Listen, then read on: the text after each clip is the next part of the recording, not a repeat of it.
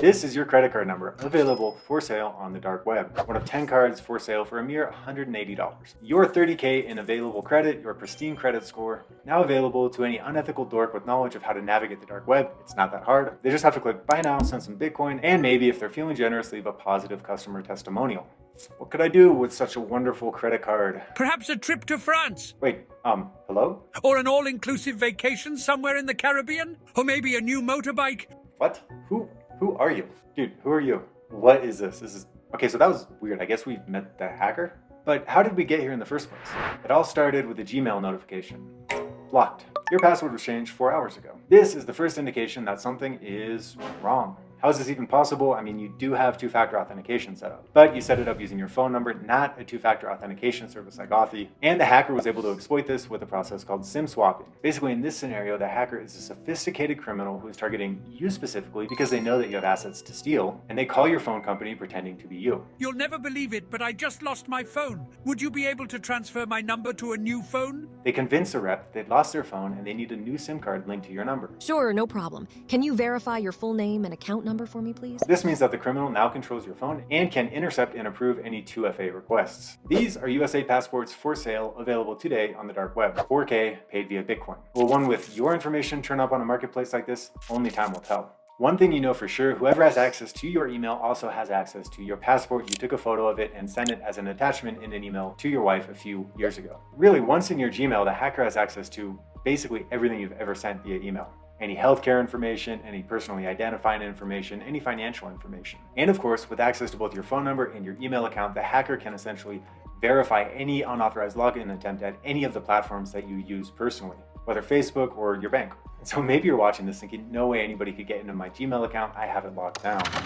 But there are actually many ways, not just SIM swapping, that somebody could get into your email. For instance, if you were using the same password for your email account that you were using on other websites, one of which was leaked in a data breach, well, that password could then be used to access your email account. And yeah, there have been a ton of data breaches over the past 10 years. We just had the MoveIt hack, and you can see on the screen here, these are all services that have been hacked relatively recently. Or maybe the way that somebody got into your email is that you checked it briefly on a public machine in, say, a library that happened to have a keylogger on it. And that keylogger captured your login credentials. Or maybe you just fell victim to a good old-fashioned phishing scheme. You clicked a link, you input your login credentials, and because you were reusing login credentials, the hacker was able to access your email with them. Whatever the case, the clock is ticking. I make $8,555 a month, working 4 hours a week with this revolutionary crypto trading system. You again?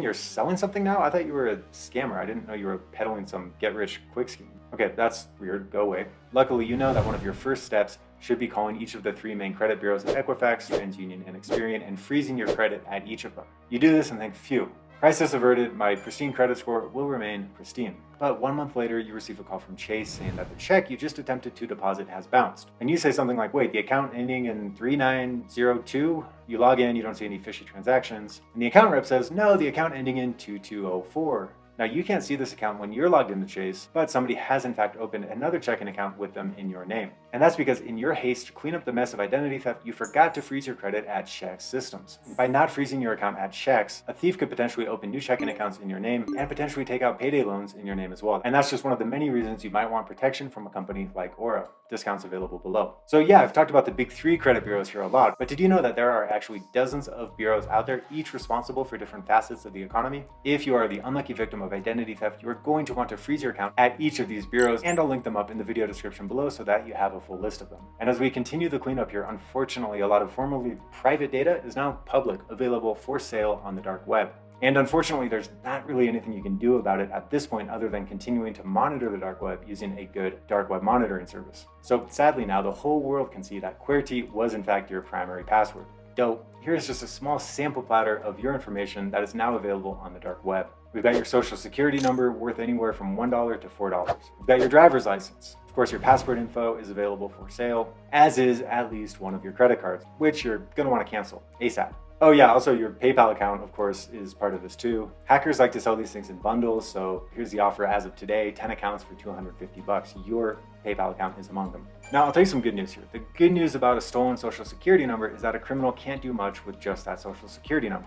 The bad news here is that the criminal has way more than just your social security number. Luckily, in this scenario, you were quick to recognize that your identity had been compromised. I mean, you were logged out of your main email account. How can you miss that? Life has gone on, but you are still in a state of constant whack-a-mole with your hacker. You now subscribe to a thorough, ongoing dark web monitoring service like Aura, and you get notifications anytime your info turns up on the dark web. That's good to know. It helps you be proactive, but unfortunately there's not a lot you can do once your data is published. It's out there, it's going to be out there forever. So you wonder, what could I have done differently? Well, here are a few things. You could have proactively frozen all of your accounts at all 10 plus checking, credit, and utility bureaus. You could have used a more secure form of two-factor authentication by using a service like Authy instead of your phone number. You could have used a reliable password manager like Bitwarden to ensure that you weren't reusing passwords. And dude, stop. I'm trying to finish this here. Also, here's my review of Aura, my recommended identity theft protection service. If you want an extra layer of security for yourself and for your family, keep watching.